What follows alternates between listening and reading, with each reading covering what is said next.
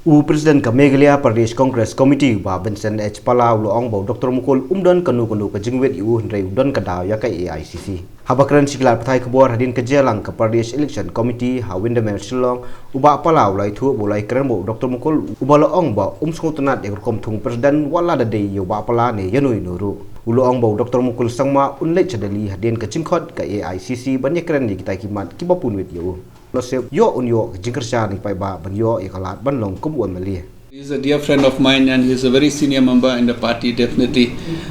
He told me that he wanted to contest from the last election, but I told him Bah Kennedy is sitting, so why don't you give him a chance to continue.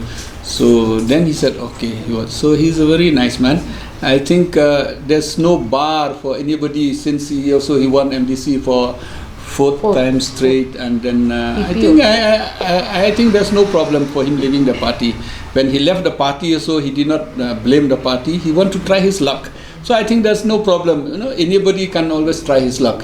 If he sees that he has a chance to get a ticket from the Congress, definitely will go from a different platform. So I think the public will judge, the mandate will be given by the public.